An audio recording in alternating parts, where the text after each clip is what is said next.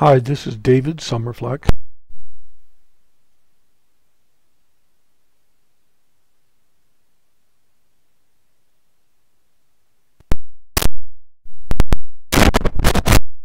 And I wanted to take a couple of minutes to do a very brief video on updates. I teach WordPress training classes online and here in Denver, Colorado. And a lot of people want to see you do things. So I wanted to talk very briefly about updates. Okay, now I already have a website hosting account set up. I already have a domain name picked out. Okay, I already have the database set up with WordPress installed into it. I'm logging into my website because I want to check on it and see if there's any updates, which is something everybody should do at least once a week. And let's say I want to add some new pages, or I want to edit some text or update some information about an upcoming event. Okay, so the first thing when I log in is I see I have some updates. What do I do? A lot of people say, well, what if I see 10 updates? Now, if you don't log into your WordPress website once a week, say you check it every 6 months, or only if there's a problem, like a lot of people, then it's very possible that instead of the number 1 right here, you're going to see 5 or 10. I've seen 20, 30, 40 updates. And the question is, what do I do if I see all of these updates and one of them is a new version of WordPress? Let's take a look and see. Okay, so we just clicked on the update icon right here. And we're waiting for our Wi-Fi connection. Here we go. Now, as you see, it tells you right here, this is the WordPress update section. You have the latest version of WordPress.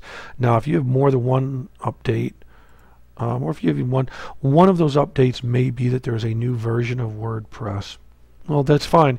Usually you can go ahead and update that automatically and everything will be just fine.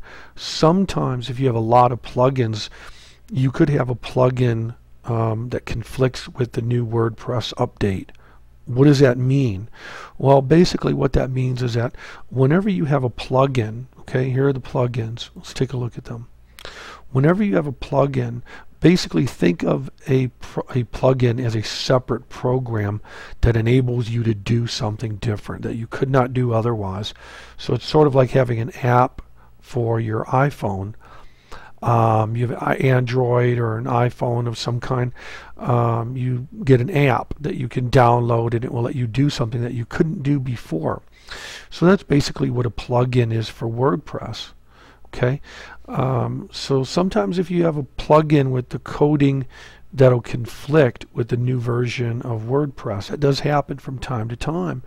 And so what you want to do is, before you update to that new version of WordPress, you want to make sure you back up your website, either with vaultpress.com, or everybody has an opinion on what the best way to back up your website is.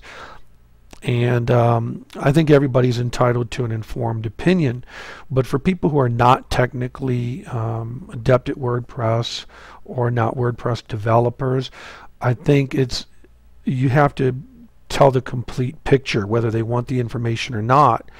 The problem with things like Backup Buddy and some of these other things like FTP, non-technical people aren't going to understand that what you're doing is you're just saving some files, or you're just saving just the database.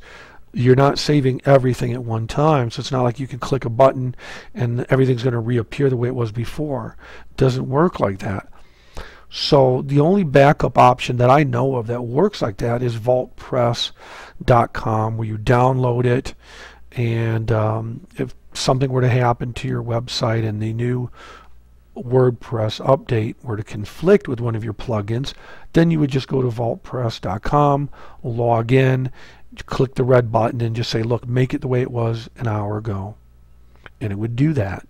All of the other backup options that I'm aware of only save a portion of it, like the files or the images or whatever. So that's one thing. Now let's say that you have other updates that are not WordPress. They have to do with just plugins. Usually everything will be just fine. What you would do is update the plugins one by one by one. So right now you see I have an update, and the update is not the new version of WordPress. It's not even a plugin. It even says they're all up to date. So what is it? It's a theme.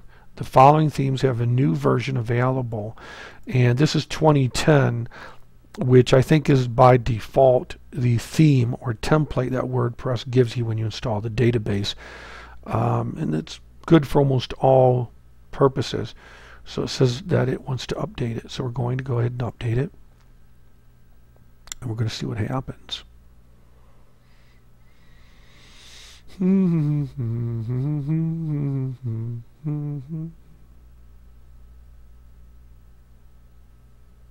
Now, yes, my Wi-Fi is slow, and maybe if I plugged in the Ethernet cord, it would go a little bit faster, but it would also slow everything down for a minute or two while it would switch over, so I don't want to do that yet.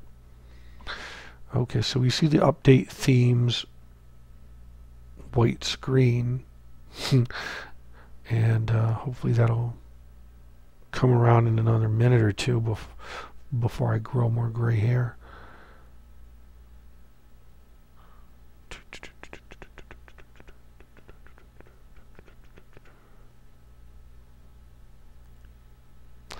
Okay, well, in all likelihood what we're going to see is a screen that would tell us your theme has been updated and everything is fine, and it may or may not show you what changes have been made in this more current update.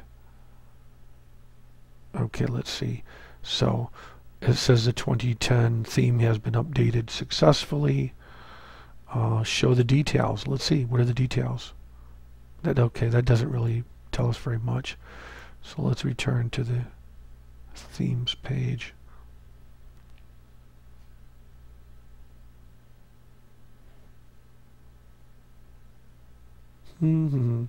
Okay, so we see that there are no more updates. The theme has been updated. Here it tells us about it, and we can go and see how it's been changed. So in our next video, we're going to take a couple of minutes and we're going to go over this 2010 theme, and we're going to review the 2010 theme and show you how you can basically set up a very, very nice professional looking WordPress website just using this generic default 2010 WordPress theme. So thanks for your patience, everybody, and we're going to stop right here and we're going to get back with this next. So thank you, have a great day, and remember your friends at affordablewebsitesdenver.com. Take care.